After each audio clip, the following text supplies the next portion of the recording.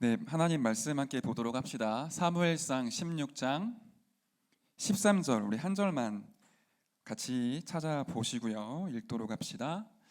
우리 계속 렘넌트 예배 메시지 포럼 나누고 있죠. 렘넌트가 먼저 갖추어야 할 것이라는 메시지를 이렇게 바꿨습니다. 청년이 먼저 갖추어야 할 것.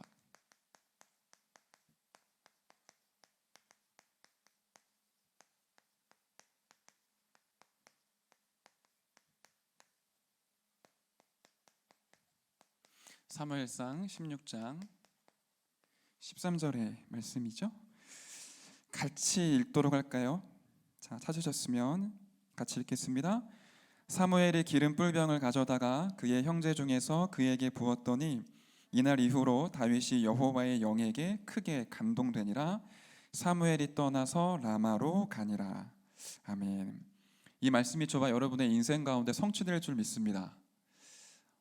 우리 세계 산업인대회 메시지를 우리 어제에서 그리고 오늘까지 말씀 받았죠.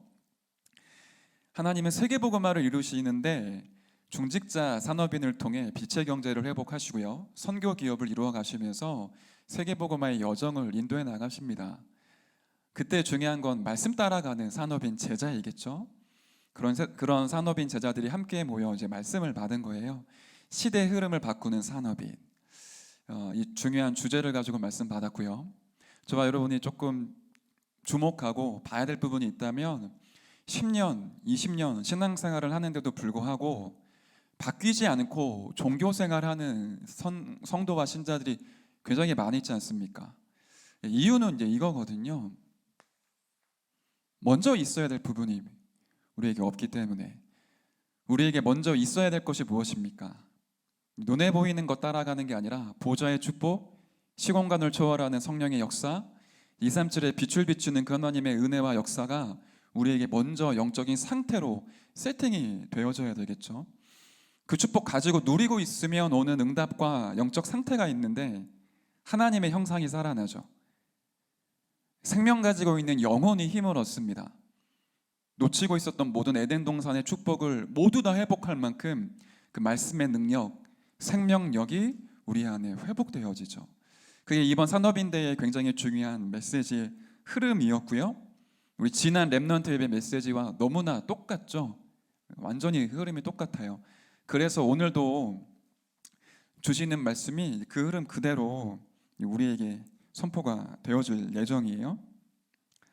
우리가 먼저 무엇을 가져야 되겠는가? 그 부분을 이제 찾기 위해 중요한 서론이 있습니다. 요 근래 만났던 청년인데 임마누엘 울산교회 우리 목사님께 이제 몇 번 양육을 받았어요. 친구 따라 이제 교회를 다니기 시작을 한 거죠. 몇 번 양육을 받으면서 저한테 그런 얘기를 해요. 울산에 있다가 이제 경기도 광주로 이제 올라왔고 임마누엘 교회 목사님이 저한테 이제 연결을 해주신 거예요. 양육을 해달라고.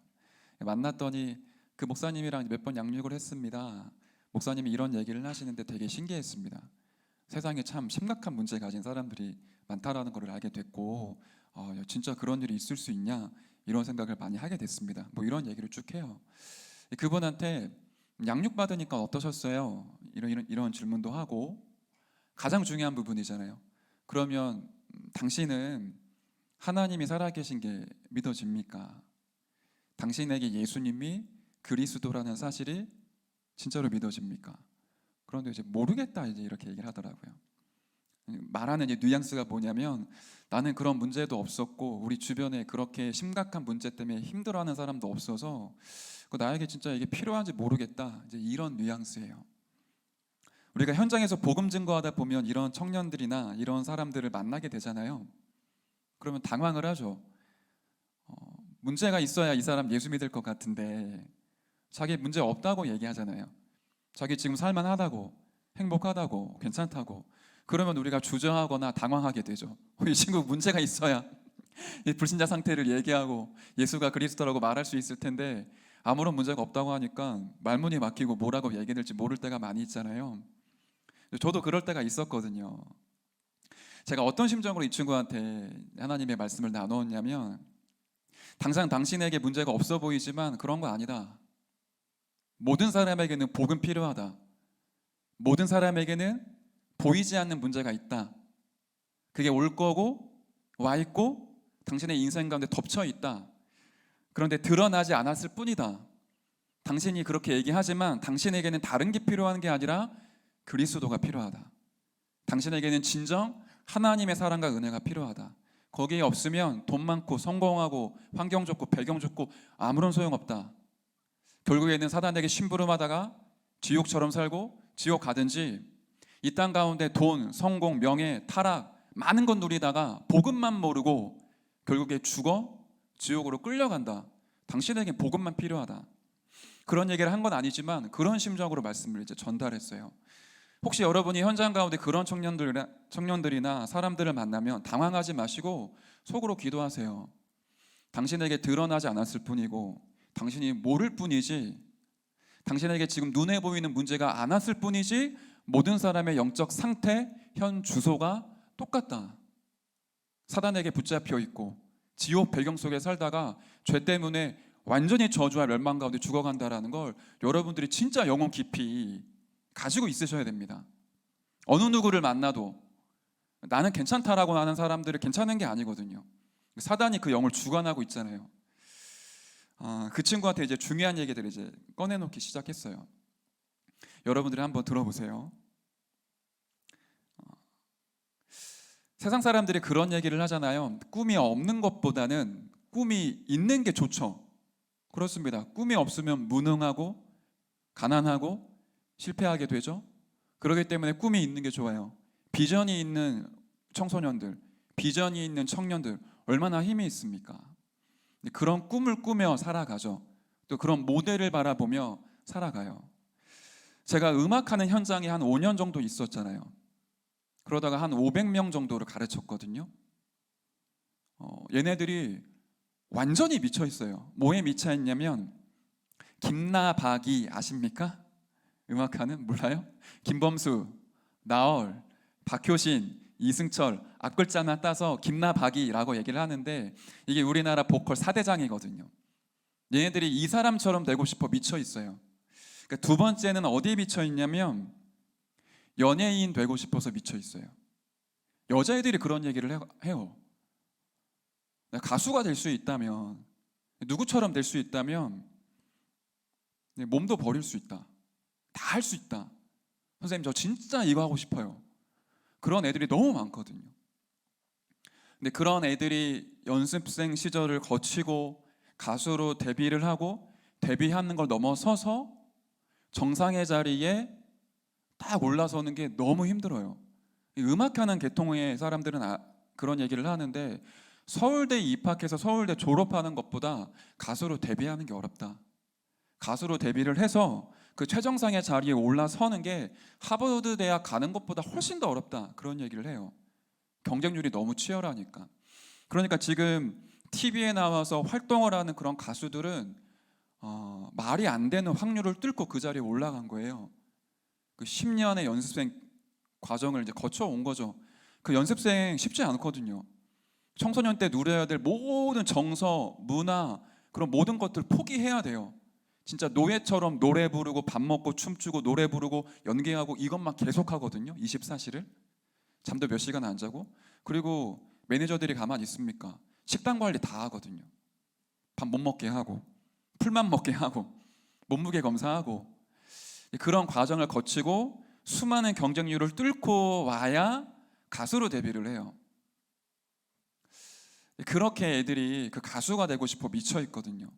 가수만 되면, 연예인만 되면 스포트라이트를 받고 사람들에게 인기와 명예를 얻고 내가 하고 싶은 음악을 하고 마음껏 춤을 추고 사람들에게 인정받고 여기에 이제 미쳐 있잖아요. 근데 아이러니하죠. 그런 꿈을 꾸는 게 얼마나 희망적입니까? 그런 꿈이라도 없어 봐요. 그냥 무기력하고 무능하고 뭐 게임 중독해서 살아갈 거 아닙니까? 근데 그 자리에 올라간 사람들, 과연 그 사람들이 행복하냐는 거예요. 샤이니의 종현이었죠. 저는 진짜 마음속에 많이 남아요. 오롯이 나 혼자라고 한다.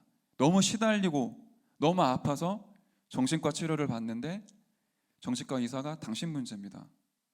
나의 문제입니다. 정확한 해답을 못 주잖아요. 근데 그 사람의 인생을 보세요. 그렇게 뚫기 어려웠던 연습생 기간을 뚫어서 가수로 데뷔했고요. 그것도 아이돌이 아니에요. 샤이니 종현은 노래도 잘하고 작곡도 잘하고 아티스트입니다. 그대로만 살아가면 모든 게 안정적이에요. 돈, 사랑, 사람, 꿈, 명예, 자기가 하고 싶은 거 마음껏 할 수 있거든요. 그런데 왜 수많은 아이들이 꿈꾸고 있는 그 자리에 올라간 그 사람은 행복하지 않다고 얘기를 하죠. 이게 아이러니하지 않습니까? 돈이 없는 사람들 입장에서는 돈이 많은 사람들이 부러워지잖아요. 그렇습니다. 돈이 없는 게 힘들죠. 고통스러워요. 돈이 없으면 피해를 보는 게 많아요. 그런데 이상하죠. 돈이 있는데, 그걸 하는데, 그걸 갖고 있는데, 그걸 이루었는데 왜 그 자리에 있는 사람들이 힘들다고 하고 어렵다고 하고 죽고 싶다라고 할까요? 이 얘기를 저와 여러분들이 좀 진지하게 오늘 봤으면 좋겠습니다. 여러분, 세상을 어떻게 보십니까? 우리는 이걸 뭐라고 표현을 했죠? 현장이라고 얘기를 합니다. 여기에 문제가 너무 많아요. 돈이 없어서 실패하고 무능하고 고통스럽기도 하지만 돈이 있는데 고통스럽고 불행하고 행복해지지가 않는 겁니다. 샤이니 종현 이전에 제 마음속에 남았던 또 연예인이 있는데 여러분도 다 아시는 인물입니다. 최진실 씨 잘 아시죠? 그분이 썼던 유서에 그런 내용이 있어요. 아침이면 동쪽에서 해가 뜨고 저녁이 되면 노을이 지는 그 환상적인 뷰가 펼쳐진 곳이 한남동이거든요. 한 수십억 대의 한남동 빌라에서 저렇게 아름다운 경치를 보는데 나는 왜 이렇게 슬프고 힘들고 불행한가? 그런 유서를 남기고 스스로 목숨을 끊고 죽었죠. 대한민국 최고의 여자 배우였습니다. 스캔들 하나도 없었어요. 모든 사람들이 사랑하던 여배우였었죠.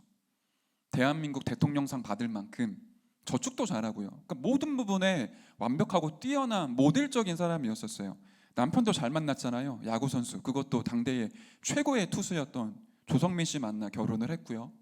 세기의 결혼이라고 불렀습니다. 그리고 사랑하는 아들, 딸 낳고 행복하게 잘 사는 것처럼 보이는데 본인은 힘들다라고 얘기하잖아요. 아이러니하잖아요, 이게. 그 최진실 씨랑 친했던 이영자 씨가 한때 우리 다락방 멤버였지 않습니까? 그분이 그랬다라고 얘기하잖아요. 진실이가 자꾸만 귀신이 보인다고 하는데 어떻게 됩니까? 그러고 있다가 얼마 후에 그 저택에서 스스로 목숨을 끊었어요. 아들과 딸이 보고 있는 그 앞에서. 그리고 몇 년 안 있다가 그 남동생이 자살을 하죠. 최진영 씨가. 그리고 그 후에 이 아이들의 아빠였던 조성민 씨가 자살을 합니다. 이 두 아이들의 엄마, 외삼촌, 아빠가 자기들이 보는 앞에서 스스로 목숨을 끊었어요. 한 집안에 흘러오고 있는 비극이죠. 왜 이러냐는 거예요. 왜 세상은 돈도 있고 명예도 있고 성공도 하고 많은 사람들이 부러워하는 위치에 가는데도 불구하고 왜 행복하지가 않냐는 겁니다. 우리 청년들한테 제가 진짜 이런 얘기를 해주고 싶어요. 돈 있다고 행복한 거 아니잖아요. 성공한다고 행복의 자리에 오르는 게 아니죠. 오히려 그 자리에 올라 있는 사람들이 숨은 문제 때문에 고통당하고 갈등하는 사람들이 너무나 많이 있습니다. 마음이 병들고 이 영혼 깊은 곳 가운데 상처가 임하는데 해결이 잘 안 돼요. 정신과 의사를 만나고 종교 활동을 하고 선행도 하고 봉사도 하고 깨끗하게 사는데 쉽지가 않은 거예요. 여러분들이 그런 기사를 접할 때마다 속상하지 않으십니까? 정직한 사람이, 착하게 사는 사람이 남에게 피해를 안 끼치고 가장에 대해서 가족을 꾸려나가는 그런 생계 유지를 하는 그런 젊은이들이 급작스러운 사고 때문에 죽는 경우들이 번번이 있잖아요. 착하게 사는 걸로 인생의 문제를 해결할 수 없다라는 거죠. 정직하게 살고 종교생활 열심히 하면 내가 선행을 하고 많은 사람들에게 도움을 끼치면 잘 될 것처럼 느껴지는데 막상 세상 현장은 그렇지가 않아요. 여기에 대한 질문과 여기에 대한 중요한 답을 저와 여러분들이 가지고 있어야 됩니다. 여러분의 과거잖아요. 어쩌면 여러분의 오늘일 수도 있죠. 그 속에 우리가 살아왔던 겁니다. 뭘 해도 채워지지 않는 공허함, 어떤 거를 바라보고 달려가도 끊임없이 뭔가를 향해 뛰어가는데 뛰어도 잡히지 않는 그 무언가. 내가 좋은 대학 가면 해결될 거야. 좋은 회사에 취직하면 괜찮을 거야. 좋은 남자, 좋은 여자를 만나 가정 꾸리면 행복할 거야. 살아보세요. 안 행복하거든요. 이 사람 만나서 돈이 없어도 길거리에 박스 깔고 살아도 난 진짜 행복할 거예요. 살아보는데 안 행복하거든요. 내 일평생 내 모든 걸 다 주어서 사랑했던 여자고 남자인데 그 사람이 원수로 바뀌어요. 이혼하게 돼요. 자식들을 낳는데 자식들을 버리고 방치해요. 이런 비극이 현장 가운데 일어나고 있잖아요. 이 문제를 하나님이 해석하십니다. 저는 다락방 전도운동 진짜 너무 이 시대에 하나님께서 일으키신 잔태라고 진짜 확신하는 게, 이러한 현실의 문제, 이러한 실제 우리 삶의 문제를 하나님의 말씀의 눈으로 하나하나 해석하고 있죠. 불신자 상태로 하나님을 떠나 있는 사람의 실존이 어떠한지를 성경에 얘기를 하고 있잖아요. 그걸 우리는 이렇게 표현을 했죠. 불신자 상태,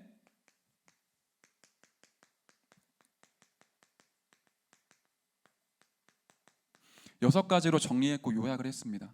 하나님을 떠나 있는 인간의 실존, 마귀의 자녀죠. 우상 숭배할 수밖에 없어요. 그러니까 영적으로 완전히 병들어 있고 하나님 떠나 있기 때문에 끊임없이 무언가에 집착하고 중독되죠. 그 마음에 병이 생기는 겁니다. 조울증, 우울증, 공황, 조현병 자꾸 들어오는데 이길 수 없어요. 보람도 없고 균형도 없고 행복도 없기 때문에 타락할 수밖에 없는 길로 빠져드는 거죠. 그러다가 어느 날 나이 들면 육신에 질병 와요. 죽음이라는 문제 해결할 수 없어요. 내가 걸어왔던 인생의 모든 길을 내 후대들한테 영적인 유산으로 남기고 떠납니다. 끝나는 게 아니라 영원한 지옥에 갇히고 멸망으로 끌고 가요. 그 문제를 하나님이 말씀을 가지고 저와 여러분에게 해석해 주시잖아요. 그렇기 때문에 참복음 가지고 있으면 모든 인류의 문제, 모든 인간의 문제가 진단되고 해석이 됩니다. 저와 여러분이 그 문제 가운데 빠져 있다가 하나님의 은혜로 빠져나오게 됐죠. 감사한 일 아닙니까? 여기에 대해 하나님이 중요한 답을 주시죠. 왜 이 문제가 올 수밖에 없느냐? 원인과 이유를 알게 하시잖아요. 그 문제가 올 수밖에 없는 과정을 알게 하시잖아요. 그 원인이 뭐죠? 인간은 하나님의 형상대로만 창조됐습니다. 그 말은 하나님과 함께 살아야지만 인간답게 살아가요. 우습게 들으면 안 됩니다. 쉽게 생각하면 안 돼요. 나무가 땅속에 뿌리를 내려야 살죠. 뿌리 뽑히는 순간 물주면 썩고요, 햇빛 비치면 말라 죽습니다. 인간도 마찬가지죠. 하나님 안에 살 때 생명이 유지가 되고 인간답게 살아갈 수 있어요. 참된 행복, 평안, 기쁨 어디서부터 나오는 것이냐? 내 속에 있는 하나님의 형상에서부터. 하나님과 함께 있을 때만 진정한 만족, 진정한 행복이 터져 나오죠. 환경이 좋고 상황이 좋기 때문에 내가 행복한 게 아니라 아무리 상황이 어려워도 하나님의 형상에서, 하나님과 함께하는 거기서부터 모든 생명의 근원이 나오는 거 아닙니까? 거기에서 감사, 기쁨, 평안이 나와요. 그게 인간입니다. 그게 우리의 실존이에요. 근데 그 하나님의 형상을 인간이 잃어버리게 되죠. 눈에 보이지 않지만 지금도 존재하고 있고 활동하고 있어요. 사탄, 마귀라고도 하죠. 예수님은 이 사탄의 존재에 대해 이렇게 표현을 하십니다. 요한복음 10장 10절에 도둑이 오는 것은 도둑질하고 죽이고 멸망시키는 것뿐이다. 사단이 그런 존재죠. 우리의 하나님의 형상, 생명을 빼앗아갔어요. 도적질하고 내 영적인 생명을 뺏어가 나를 죽였습니다. 끝까지 멸망의 길로 끌고 가요. 그런데 더 안타깝고 끔찍한 거는 눈을 가리잖아요.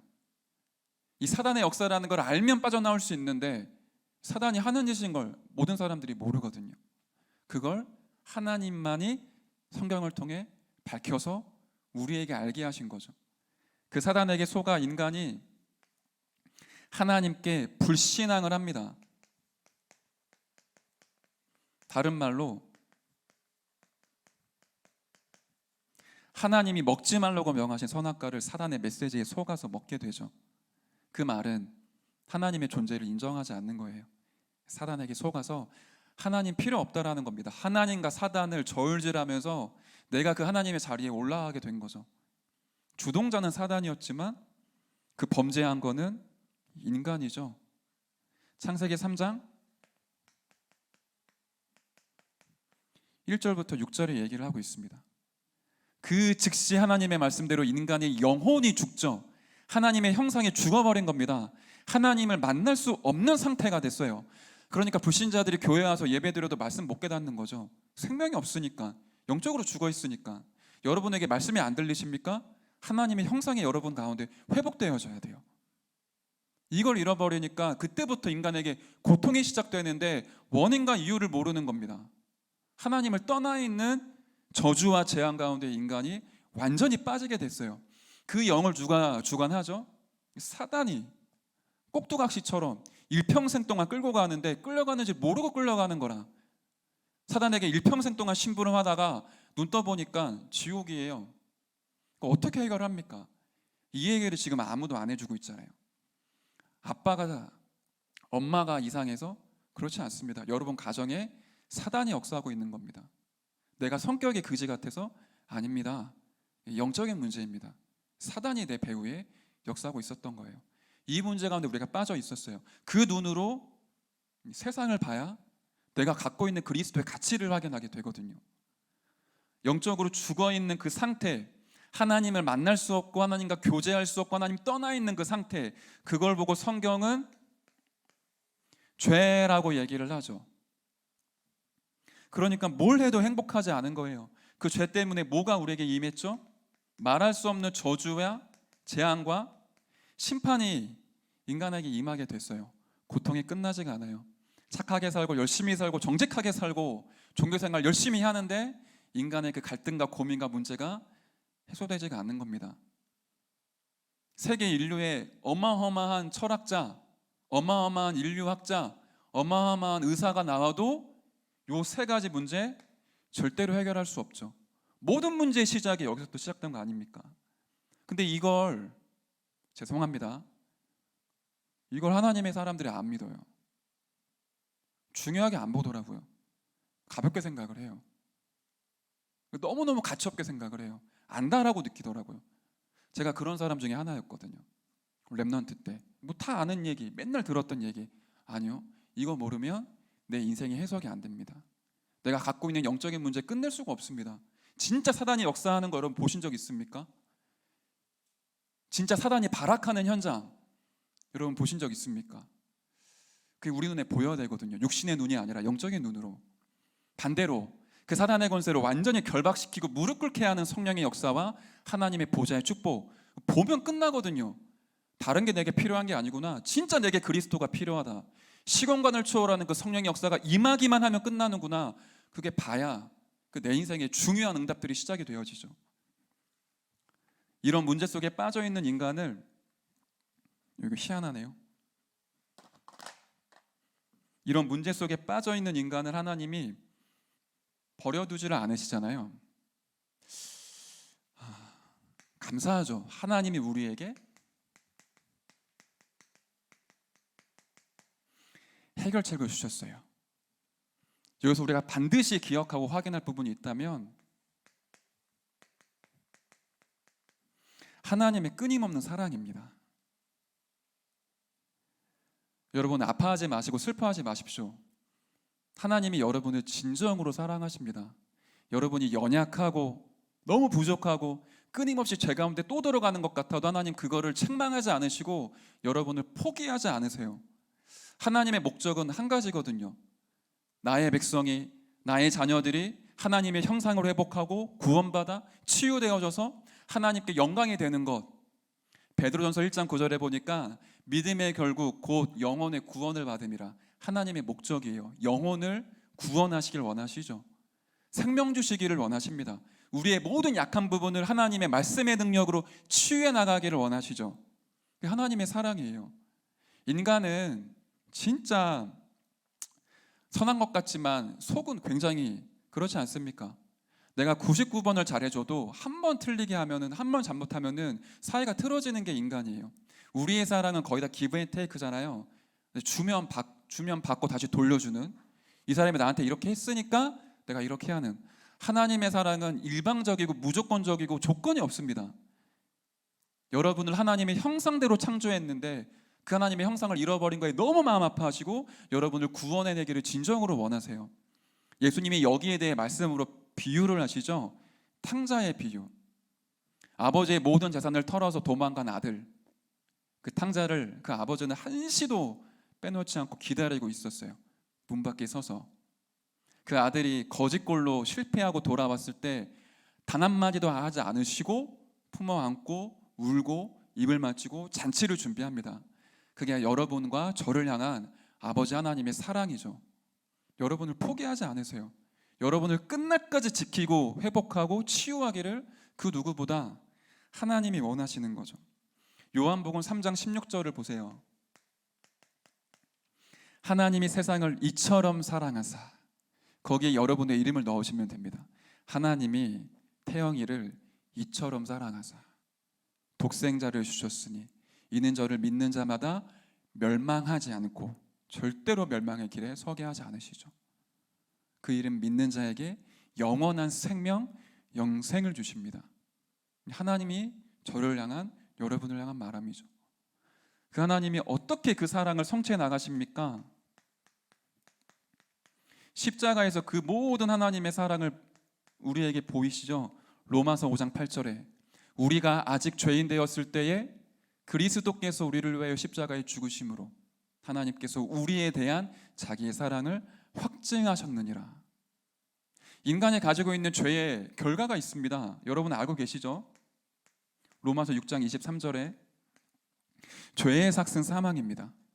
저와 여러분이 빠져있는 이 문제에 대한, 이 저주에 대한 결과는 영적인 죽음, 육적인 죽음, 완전한 죽음이에요. 근데 우리의 문제를 어떻게 해결할 수 있느냐? 이 죽음을 해결해야 돼요. 그래서 하나님의 방법은 인간을 죽게 만드는 게 아니라 인간 대신 죽는 방법을 택하신 거죠. 이사야 53장 4절부터 6절에 보니까 그가 찔림은 우리의 죄악 때문이라, 그가 상함은 우리의 허물 때문이라, 그가 채찍에 맞음으로, 그가 징계를 맞음으로 우리는 나음을 입고 평화를 입었도다. 우리의 모든 고통과 저주와 재앙, 나의 슬픔과 고통을 당신이 대신 십자가에 짊어지시고 죽으심으로 말미암아 우리의 고통을, 우리의 모든 죽음을 완전히 끝내신 거죠. 우리를 죽기까지 사랑하신 그 하나님의 사랑이 저와 여러분에게 남아있는 거 아닙니까? 그렇게 저와 여러분을 구원하시기 위해 하나님이신 그가 인간으로 오셨고, 인간의 모든 문제를 끝내기 위해 선택하신 방법이 인간이 죽어야 될 그 문제, 그 죄에 대한 삭슬, 그 죄값을 하나님이 친히 치루신 거죠. 십자가에서 모든 물과 피를 쏟으심으로 말미암아 우리의 죄가 그 안에서 깨끗하게 사함 받았어요. 그리고는 그분이 부활하시죠. 그 부활의 능력이 뭡니까? 사단의 권세를 깨뜨리신 증거잖아요. 하나님의 아들이 이 땅에 오신 것은 마귀의 일을 일하려 하심이라, 멸하려 하심이라. 그리고 뭘 끝내셨죠? 하나님을 떠나 지옥 가운데 있던 지옥의 권세를 깨뜨리셔서 하나님을 만날 수 있는 새롭고 산 길을 열어주셨죠. 마지막으로 우리가 갖고 있는 죄와 이 저주의 문제를 십자가에서 완전히 깨뜨려 주셨습니다. 왕, 선지자, 제사장, 그분이 바로 그리스도시죠. 이분을 우리에게 선물로 주셨어요. 믿기만 하면 나의 모든 문제가 끝나도록, 나의 모든 고통이 끝나도록, 이분을 진짜로 믿고 그리스도를 내 인생의 구주로, 주인으로 영접하기만 하면 부활하셔서 지금도 살아계시는 그 하나님이 성령으로 내 속에 함께 하시죠. 떠나질 않으세요. 내가 옛날의 체질로 돌아가서 죄짓고 타락하고 방황해도 내 속에 계신 그 그리스도의 성령이 나를 떠나지 않으시고 나를 위해 중보로 기도하시며 나를 의의 길로 인도해 나가십니다. 말씀을 주시고요, 치유하시고 새롭게 하고 회복시키시죠. 그 하나님의 은혜와 사랑 속에 우리가 지금 들어와 있잖아요. 여러분, 아파하지 마시고 힘들어하지 마시고 그리스도를 진정으로 바라보시기 바랍니다. 여러분의 인생의 모든 문제 2000년 전에 갈보리산 언덕 위에서 끝났습니다. 예수 그리스도의 십자가의 죽으심과 그 부활하심으로 말미암아 사탄과 지옥과 죄와 저주, 사망 모든 것들이 그리스도 예수 이름 앞에 무릎을 꿇고 권세가 끝났습니다. 그 속에 지금 우리가 들어가 있잖아요. 그러면 우리가 할 것이 뭐죠? 매일 묵상하는 거예요. 내게 올 수밖에 없었던 근본의 문제, 그 문제를 통해 나타날 수밖에 없는 결과, 이 모든 질고와 고통과 아픔을 하나님의 사랑으로 십자가에서 끝내시고 부활의 능력으로 지금 나와 함께 하신 하나님 계속 누리고 이 속에 들어가는 겁니다. 이 영적인 메시지거든요. 지식적으로 암기한다고 역사 일어나지 않아요. 그런데 여러분이 진짜 하나님을 향하여 기도하기 시작을 하고 복음의 말씀 묵상하기 시작을 하면 성령이 역사하십니다. 하나님이 역사하시면 그 어떤 것도 문제될 것이 없어요. 성령이 역사하지 않으시면 내게 좋은 것도 문제가 됩니다. 응답이 왔는데 문제라고 보게 돼요. 그래서 오늘 본론은 이거죠. 서론을 얘기한 부분은 너무 중요한데 가치 없게 보면 본론 얘기를 해봤자 소용이 없거든요. 내가 지금 어떤 영적인 현주소에 있는지 모르잖아요.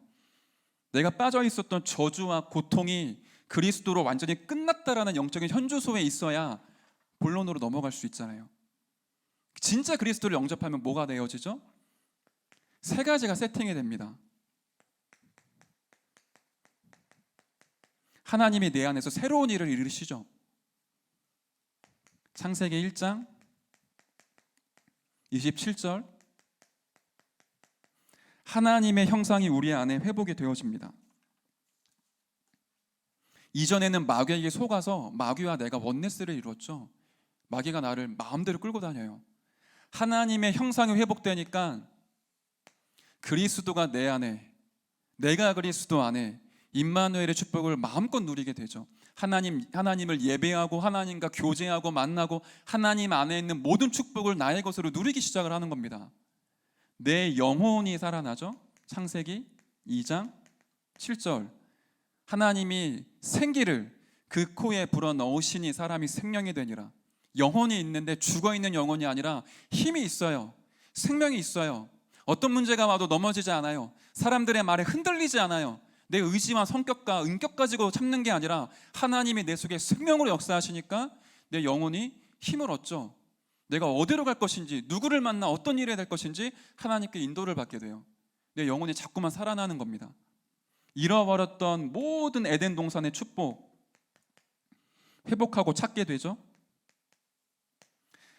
사람들이 이걸 해석을 못하니까 잠재력이라고 얘기를 하잖아요. 2011년도인가 12년도에 영화 한 편이 개봉을 했습니다. 리미트리스라는 제목의 영화인데요, 내용이 뭐냐면 이 남자 주인공이 작가인데 너무 무능하고 무기력하고 실패에 젖어 있어요. 마감 날짜가 다가오는데 글을 쓸 여력이 없고 집안이 완전히 망가져 버렸어요. 이 남자 청년이 우연치 않게 자기 전처의 남동생, 처남이죠, 처남을 통해 뇌를 100% 사용할 수 있는 약을 받습니다. 그 약을 먹고 나자마자 막 터지는 거야, 신경세포가. 그 날에 바로 모든 것들을 정리해서 원고를 마감하고 그 회사에 보냈는데 이 소설이 이제 100% 완전히 터진 거예요. 그 능력을 체험한 이 주인공이 계속 그 약에 이제 의지해서 일을 벌이는데 막 주식을 막 성공시키고 나중에 정치인까지 가는 막 그런 얘기예요.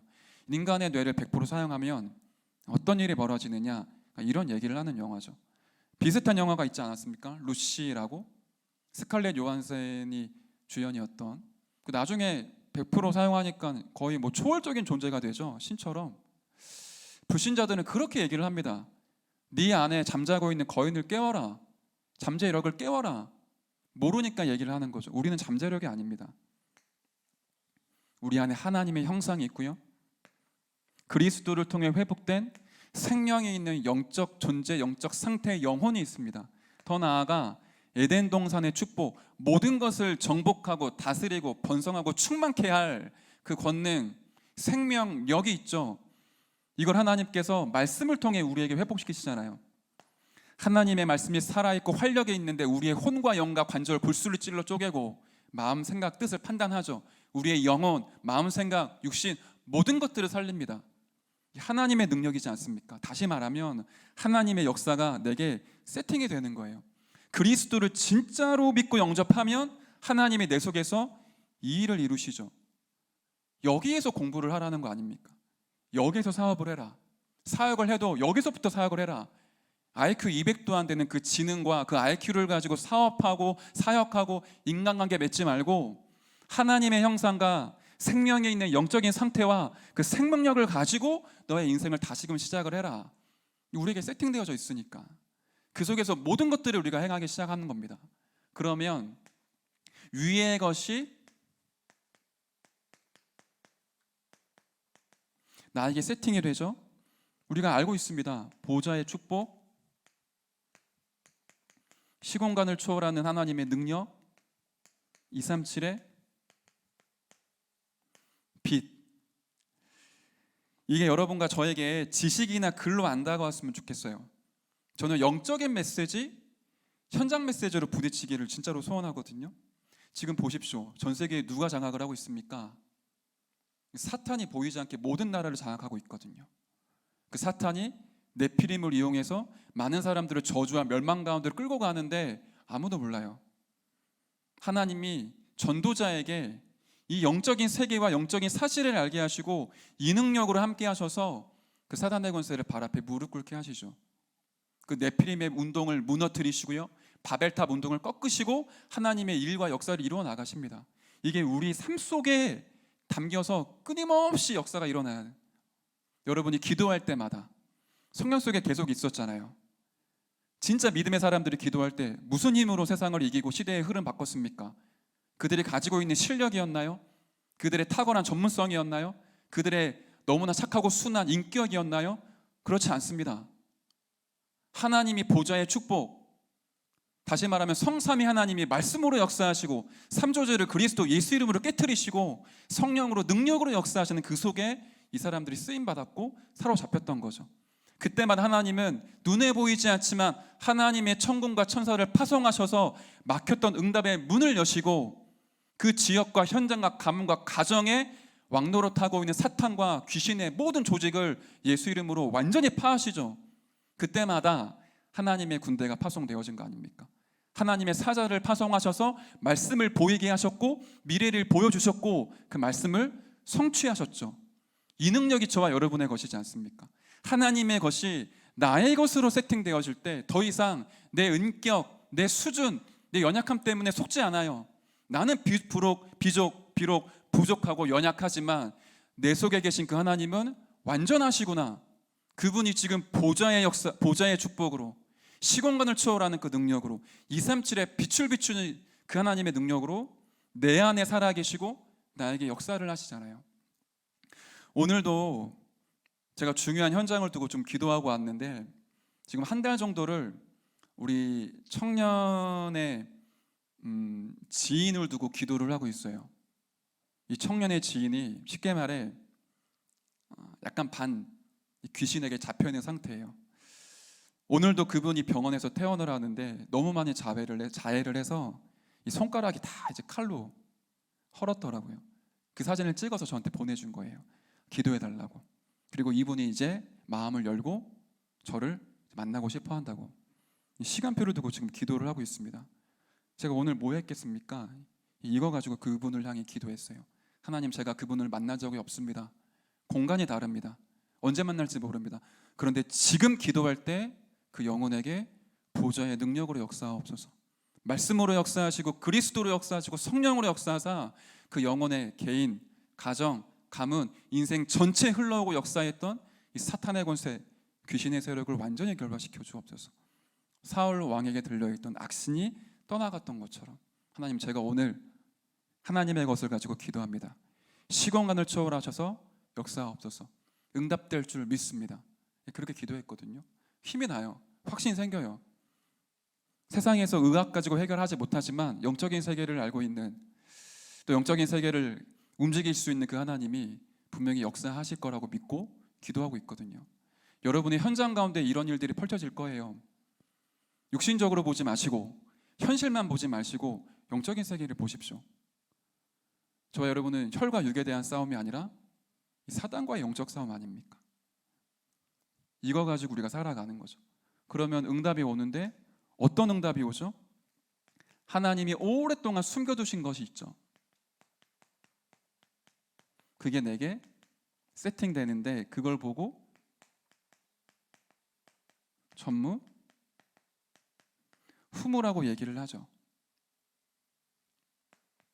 하나님은 아무에게나 안 주십니다. 자녀에게 분명히 있고 전도자에게 분명히 응답이 있는데 내가 올바르게 복음으로 세팅되고 하나님의 것이 나의 것으로 누려지게 되면 당연히 이런 응답이 오게 되죠. 그 사람에게는 이유가 있고 목적이 분명하기 때문에. 시편 78편 70절 72절에 보시면 다윗이 목동으로 있었던 때입니다. 그때 이미 하나님이 이 축복을 주셨어요. 목동 가장 낮은 자리였었죠. 아무런 배경이 없습니다. 능력, 실력 없어요. 거기서 하나님을 향하여 찬양하고 묵상하고 하나님의 영을 기대하며 기도하던 인물, 그 사람이 가지고 있던 양을 치는 그 기술이 골리앗을 꺾고 세계를 구원하며 그 양을 치는 그 현장을 통해 이스라엘 백성들을 기르고 다스리는 너무너무 중요한 전무후무한 하나님의 것을 찾고 누리게 되잖아요. 이게 어디로 흘러가죠?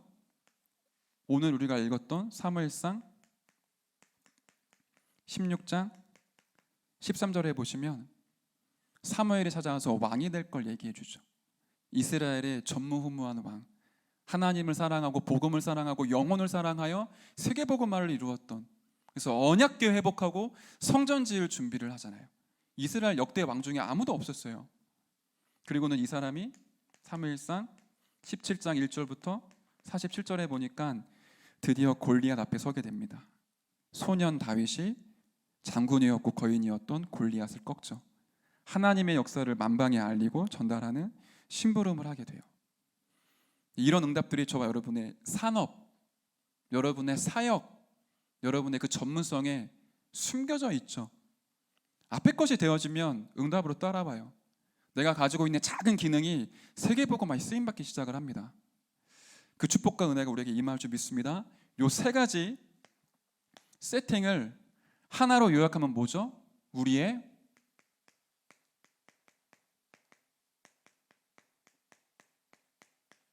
영적인 현주소죠. 여기에 있어야 돼요. 이게 당연한 거고 이게 가장 자연스러운 거고 우리에게 가장 맞는 거예요. 창세기 41장 38절에 이토록 여호와의 영에 감동된 자를 우리가 본 적이 없다. 요셉의 얘기죠. 이곳에 있었어요.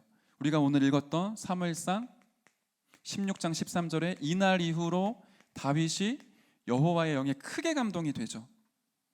사도행전 2장에 보니까 불같은 바람 같은 성령의 역사가 임하니까 이스라엘 그 마가다락방의 120명의 성도들이 완전히 전도자로 바뀌게 되죠. 저와 여러분이 이 속으로 들어가는 겁니다. 하나님의 영에 감동된 전도자로. 이게 바로 우리의 현주소죠. 그 축복이 실제로 저와 여러분에게 2021년도를 마무리할 때 반드시 응답으로 오게 될 겁니다. 그래서 우리가 해야 될 것이 있다면 결론이죠. 단을 쌓는 거죠. 예배 드리는 겁니다. 진짜로 기도하는 거예요. 영적인 사실을 알고 하나님의 역사를 기대하면서 기도의 단을, 예배의 단을 쌓는 거죠. 그러니까 여러분이 먼저 개인이 먼저 기도를 하셔야 돼요. 어떻게 기도를 하느냐? 시간을 정하시면 좋겠습니다. 정시기도부터 시작을 해보세요. 복음의 말씀을 매일 묵상하는 그 시간이 여러분에게 있다면 그게 쌓이고 누적되고 계속 쌓이면 반드시 응답과 열매는 옵니다. 그때 복음을 향한 집중, 내 생각, 내 마음의 공상, 상상, 망상, 허상, 사람들의 말 모두 다 끊어내고요. 하나님의 말씀에만 집중하는 그 시간이 저와 여러분의 영혼을 살리게 되죠. 죽어있던 모든 신경세포들을 깨우게 됩니다. 그때 하나님의 역사가 내 인생 가운데 임하는 걸 목격하고 체험하게 되죠. 아무런 일이 안 일어나는데 믿어져요. 보좌에 계신 그 하나님이 지금 나와 함께 하심이, 시공간을 초월하여 역사하심이 믿어지고요. 내가 아무리 작고 연약하지만 나를 통해 가정과 가문과 직장과 지역, 이 나라와 세계에 2, 3실에 빛을 비추시는 게 믿어져요. 내 능력이 아니니까, 하나님의 능력이니까. 내가 그리스도를 가지고 있다라는 이유 하나만으로 하나님의 나를 사용하시고 내게 역사하시는구나. 그 체험하면 다르거든요. 진짜 그리스도 안에 있는 행복, 평안, 만족, 힘이 나오기 시작을 하죠. 그걸 가지고 24를 하는 겁니다. 모든 걸 기도로 연결하는 거예요. 그러면 문제도 답으로 보입니다. 문제가 답으로 거짓되게 보이는 게 아니라 그 문제 뒤에 하나님의 계획, 하나님의 응답, 숨겨져 있는 것들이 깨달아지죠. 상처 주는 사람들의 말인데 하나님의 음성을 듣게 돼요. 내 영적인 상태가 막 살아나게 되는 거죠. 그런 상태 속에 예배를 드리면 말씀이 막 진짜 내 심령에 성령의 검으로 꽂히는 것처럼 말씀이 들리지 않습니까? 여러분이 또 제가 이걸 이제 회복해야 되지 않겠습니까? 사람들의 말에 더 이상 휘둘리지 마시고 그 여론과 분위기에 휩싸이지 마시고 하나님의 말씀 앞에 나를 세우고 하나님의 역사 앞에 내 인생이 서야 됩니다. 그리고 여러분들이 이렇게 기도하실 수 있도록 우리 함께 기도하는 운동을 진행하고 있어요. 청년국에 단체 카톡방에는 못 올렸지만 따로 말씀 사역자들을 불러서 기도 운동 같이 하고 있거든요. 10월, 11월 지속하겠습니다. 왜냐하면 지금 청년국이 새로운 교역자, 새로운 임원, 새로운 시스템으로 가야 되는 중요한 시기고요. 여러분의 그 중요한 인생의 2021년도가 끝나고 있습니다. 이때 많은 생각을 하지 마시고 기도 속으로 들어가시며 단을 쌓는 은혜 있으시길 바랍니다. 그래서 매일 아침 8시, 점심시간 12시, 퇴근 시간 6시에 우리 교육자들이 기도문이랑 기도 영상 올려드릴게요. 그 들으시고 기도하시고 여러분의 생각과 마음을 하나님을 향한 집중 속에 있게 하십시오. 단을 쌓으시면 됩니다. 나의 출근 시간이 단을 쌓는 시간이 되시면 돼요. 단 10분이라도 나의 퇴근 시간에 단을 쌓는 시간을 회복하시면 돼요. 여러분이 있는 그 장소가 장막이 될 것입니다. 그걸 가지고 특별히 우리 교회를 위해 기도해 주셨으면 좋겠어요. 우리 청년국과 우리 임마누엘 서울교회가 237 치유 이 서밋 운동이 준비되는 24 시스템이 세워지도록 2021년도가 그리스도 안에서 올바르게 마무리될 수 있도록 함께 기도해 주시기를 진짜로 부탁드리고요. 여러분이 기도부터 회복하는 애 있으시길 바랍니다. 제가 기도하고 메시지를 마치겠습니다. 하나님의 은혜를 감사드립니다. 영적인 사실과 영적인 세계를 보여주옵소서. 우리의 눈을 여사 하나님의 역사를 보게 하여 주옵소서. 우리의 영적인 현주소가 하나님의 영에 감동된 축복임을 믿습니다. 사람의 말과 여론과 분위기와 보이는 눈의 현실 앞에 속지 않고 하나님이 함께 하시는 영적인 현주소 속으로 우리를 인도하여 주시옵소서. 그리스도를 오직으로 붙잡아 하나님의 역사하시는 기도 속에 들어갈 수 있도록 단을 쌓는 은혜를 우리 모든 청년들에게 허락하여 주옵소서. 감사를 드리며 살아계신 예수 그리스도의 이름으로 기도드렸습니다. 아멘. 우리 준비하신 예물 하나님께 드리도록 합시다. 하나님 앞에서 찬양하시면서 준비하신 예물 드리겠습니다.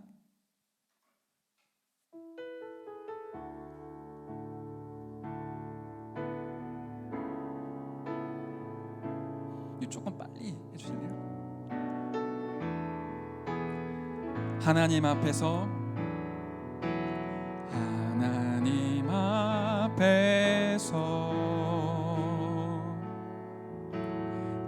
나 살아가리 믿음으로 세상의 유혹과 미혹을 흔들리지 않으리. 하나님 앞에서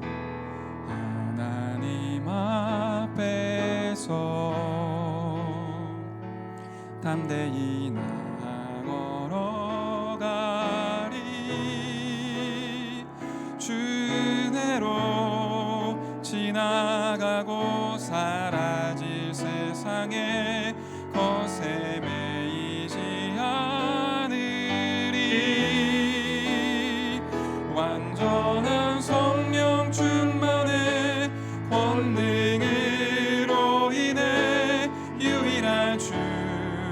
예수 생명의 복음만을 위해 영원한 하나님 나라의 상급을 향해 나 걸어가리 나 살아가리 하나님 앞 완전한 성령 충만에 완전한 성령 충만에 권능으로 인해 유일한 주 예수 생명의 복음만을 위해 영원한 하나님 나라의 상급을 향해 나 걸어가리 나 살아가리. 네, 한 번 더 고백하도록 합시다. 완전한 성령 충만에 완전한 성령 충만에 권능으로 인해 유일한 주 예수 생명의 복음만을 위해 영원한 하나님 나라의 상급을 향해 나 걸어가리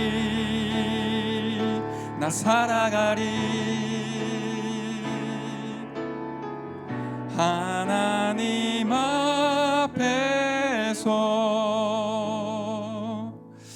네, 우리 엄지윤 회장님 나오셔서 광고해 주시겠습니다.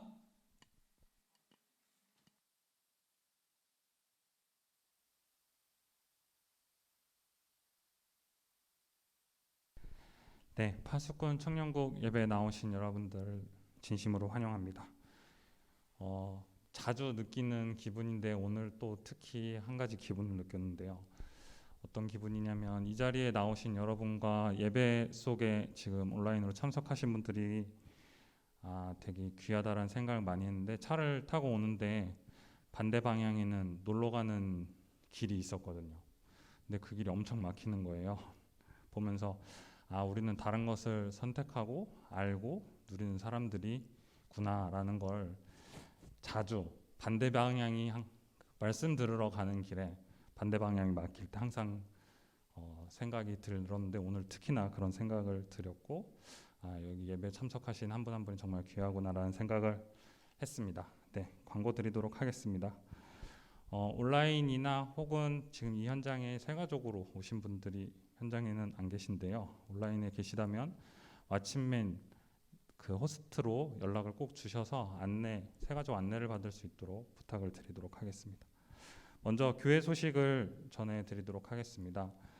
임마누엘 40일 집중이 다시 돌아오는 월요일부터 시작이 되는데요. 일시는 10월 25일 월요일부터 다음 주 월요일부터 12월 30일 금요일까지 동일한 방법과 동일한 곳에서 40일 집중이 시작됩니다. 모두 함께 말씀에 집중하는 시간 되셨으면 좋겠습니다. 두 번째 광고입니다. 백신 접종 완료자는 온라인 등록을 꼭 하셔야 교회 오실 때 편하게 신청을 하실 수 있고 또 예배가 곧 이제 10%에서 20%로 늘어날 예정입니다. 그때 걸리는 거 없이 교회에 다시 오실 수 있으니 꼭 등록을 하셔서 신청해 주시길 바라겠습니다. 그리고 세 번째 광고입니다. 임마누엘 교회 재직 훈련이 오늘 저녁 마지막 훈련인데요. 오늘 저녁 7시에 있습니다. 줌 오픈은 6시 40분에 되고요. 예배가 끝난 후 6시 30분쯤 청년국 카톡방을 통해서 링크를 올려드릴 테니 꼭 참석해 주시면 좋겠고요. 꼭 들어오시는 분들은 이름을 꼭 바꿔주시기 바랍니다. 어느 교구 누구 이렇게 바꿔주시면 좋겠습니다. 다음으로 청년국 광고를 드리도록 하겠습니다. 오늘 광고 한 가지 있는데 많은 분들이 헷갈려 하시는 분들이 있고 아직도 저한테도 문의를 좀 하시는 분들이 있어서 청년국 예배 참석과 주일 예배 참석 링크는 바뀌었습니다. 저희가 계속 저희 청년국을 통해서 예배 참석에 대한 링크를 드렸었는데 주일 예배 참석의 링크를 보내드렸었는데요. 주일 예배는 서울 임마누엘 서울 코로나 종합소통 카카오 채널을 통해서 등록하실 수 있습니다. 거기에는 이제 저희는 40명 인원 제한을 받았었는데 선착순이기 때문에 청년이 빨리 차면 그만큼 다른 분들이 못 오시겠죠. 그렇지만 많은 청년들이 빠르게 예배에 신청하셔서 모두 교회에서 예배를 드리실 수 있으면 좋겠습니다. 그리고 청년국 예배는 목요일 저녁에 청년국 카톡방을 통하여 토요일 예배는 신청을 받고 있습니다. 예배 인원이 30명으로 제한이 됐지만 저희도 곧 이제 풀릴 예정이고요. 많은 분들이 교회 오실 수 있는 편안한 방법을 좀 고안을 하기 위해 좀 고민하고 기도하고 있으니 오시는 분들 어떤 교회 오신 분들은 특히 이렇게 왔으면 좋겠다, 뭐가 좀 불편하다 이런 부분들을 임원들이나 저에게 말씀 주시면 생각을 좀 하고 기도하면서 인도를 받도록 하겠습니다. 이상으로 광고는 마치고 전도사님 나오셔서 헌금 기도와 주기도문으로 예배 마치도록 하겠습니다. 기도하겠습니다. 하나님 감사드립니다. 우리의 인생을 하나님께 담아 우리의 인생을 예물에 담아 하나님께 드렸습니다. 이 예물이 쓰여지는 모든 곳곳마다 병든 자들이 살아나고 치유받으며 우리 후대들이 하나님이 원하시는 영적 서밋으로 세워지고 237 나라 다민족 제자들이 그리스도의 제자로 세워지는 참된 축복과 역사가 일어나게 하여 주옵소서. 예배를 드리고 자기 인생을 들여 예배를 드린 모든 청년들의 산업과 가정 위에 하나님의 나라가 임하게 하시고 이들의 인생과 미래를 통해 세계복음화가 일어나도록 축복하여 주옵소서. 특별히 한 주간 다시 세상 현장으로 나아갈 때 사람의 말과 현실의 상황 속에 흔들리지 않게 하시고 내게 주어진 이 그리스도의 비밀과 이 보좌의 축복 가지고 세상을 살리고 정복하는 남은 자, 순례자, 정복자의 길을 걸어가도록 역사해 주옵소서. 모든 영광을 주님께 올려드리며 살아계신 주 예수 그리스도의 이름으로 기도드렸습니다. 아멘. 하늘에 계신 우리 아버지여, 이름이 거룩히 여김을 받으시오며 나라의 임하옵시며 뜻이 하늘에서 이루어진 것 같이 땅에서도 이루어지이다. 오늘날 우리에게 일용할 양식을 주옵시고 우리가 우리에게 죄진 자를 사하여 준 것 같이 우리의 죄를 사하여 주옵시고 우리를 시험에 들게 하지 마옵시며 다만 악에서 구하옵소서. 대개 나라와 권세와 영광이 아버지께 영원히 있사옵나이다. 아멘.